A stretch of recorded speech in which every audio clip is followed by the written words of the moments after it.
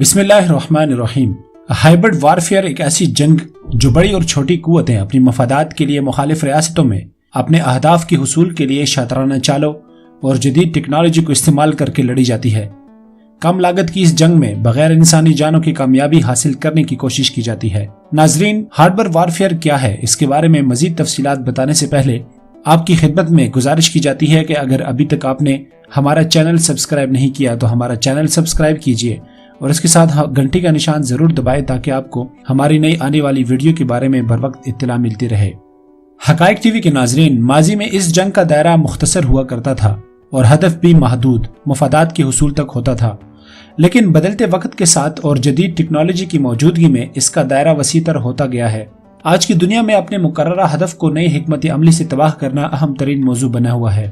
ناظرین، بین الاقوامی تعلقات کے ماہرین کا کہنا ہے کہ سازشی نظریوں کو عملی سازش بنا کر اس ریاست کے لوگ، ادارے اور اثاثوں کو کمزور کر کے جدید ٹیکنالوجی کے استعمال کے ساتھ مذہبی، لسانی، علاقائی اور سماجی اختلافات کو ہوا دے کر پرتشدد اور گوریلا کارروائیوں کو دہشت گردی تک لے جانے کا نام ہائبرڈ وارفیئر ہے۔ اس مقصد کے لیے روایتی میڈیا سے بڑھ کر سوشل میڈیا کو ہائبرڈ جنگ کا اہم ترین آلہ سمجھا جاتا ہے۔ مختلف سماجی web site, social media groups اور مختلف اپلیکیشن کے ذریعے ان نازک معاملات کو چھیڑا جاتا ہے، جن سے ان ممالک کے عوام میں انتشار، بے چینی، بے یقینی اور افراتفری پھیلائی جا سکتی ہے۔ ناظرین، آپ کو ایک چھوٹی سی مثال دیتے ہیں۔ اس تصویر کو اگر آپ دیکھ رہے ہیں تو اس تصویر میں ایک بچہ دو قبروں کے درمیان لیٹا ہوا ہے۔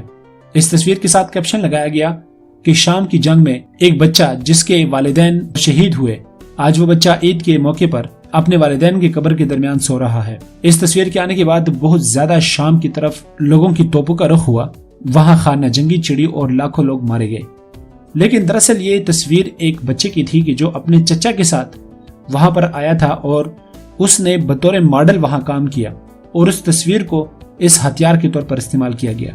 ناظرین، 5th جنریشن وار اور ہائبرڈ وار پر ماہرین کی تحریر شدہ مواد سے پتہ چلتا ہے کہ اس کے مقصد کے لیے مختلف اقسام کی میڈیا کو ہتھیار بنا کر خفیہ فنڈنگ کی جاتی ہے۔ روایتی اور نئی میڈیا کے اہم اینکرز اور میزبانوں کو بھی خریدا جاتا ہے، جس کے مختلف طریقے ہوتے ہیں اور یہ ہتھیار سب سے زیادہ کارگر ثابت ہوتے ہیں۔ ناظرین، آج اگر آپ ٹی وی پر دیکھیں تو اکثر اینکر آپ کو ایسے نظر آئیں گے جو پاکستان کی ہمیشہ منفی پوزیشن کو واضح کرتے ہیں اور زیادہ تر ایسی بات کرتے ہیں کہ جس کی وجہ سے لوگوں میں بے چینی پھیلے۔ یہی وہ لوگ ہیں کہ جو پیسے لے کر کسی بھی معاشرے کی جڑیں کھودنے میں مصروف دکھائی دیتے ہیں۔ ماہرین کہتے ہیں کہ اس جنگ میں حریف ریاست کے اطراف اپنے اتحادیوں سے ملک کی سرحدوں پر بھی دباؤ بڑھانے کی حکمت عملی استعمال کی جاتی ہے۔ اس عمل میں معاشری اور اقتصادی صورتحال بھی بتدریج متاثر ہوتی جاتی ہے۔ یہ بھی کم لاگت جدید جنگ کا حصہ ہے کہ اپنے دشمن کی طاقت ختم کرنے کے لیے اسے داخلی طور پر کمزور کیا جائے۔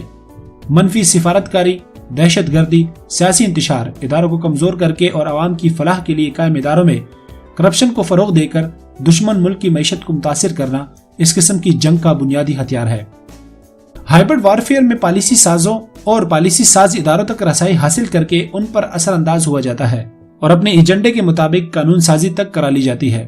اس ملک کی غیر سماجی تنظیموں کو بظاہر انسانی حقوق، خواتین کے حقوق، اقلیتوں کے حقوق اور کمزور اور مظلوم طبقے کو براہ راست یا موقع کی نزاکت سے درپردہ اپنے بین الاقوامی فلاحی اداروں کے ذریعے فنڈنگ فراہم کر کے اپنے ایجنڈوں پر کام کرایا جاتا ہے۔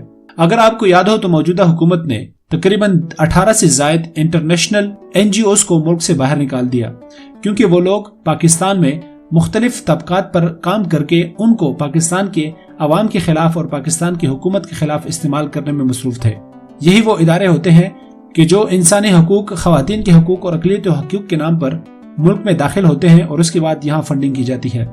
ناظرین، اس کے ساتھ ساتھ حکومت میں شامل سیاسی جماعتوں کے ارکان پر تحقیق کر کے ان میں کرپشن کو فروغ دیا جاتا ہے۔ ان کے ملک سے جذباتی محبت کو کمزور بنانے پر بھی کام کیا جاتا ہے۔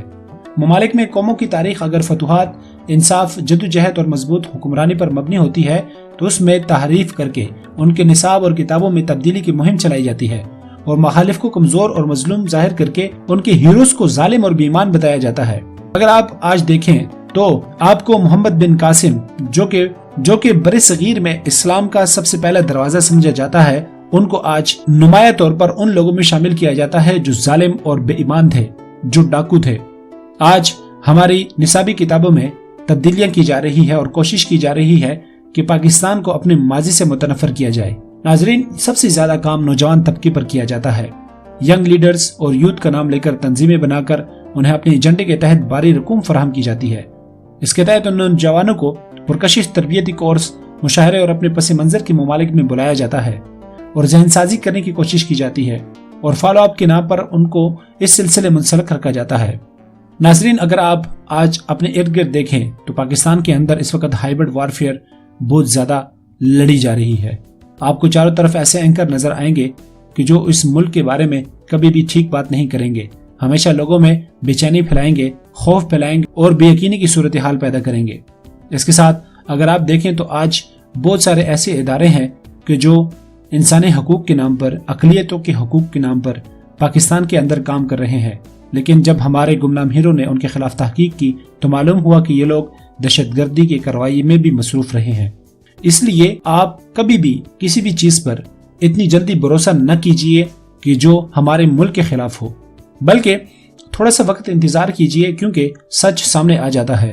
امید ہے کہ ہماری قوم، ہماری افواج، ہمارے گمنام ہیرو اس جنگ میں کامیاب ہوں گے، جیسے کہ پہلے جنگوں میں بھی کامیاب ہوتے آ رہے ہیں۔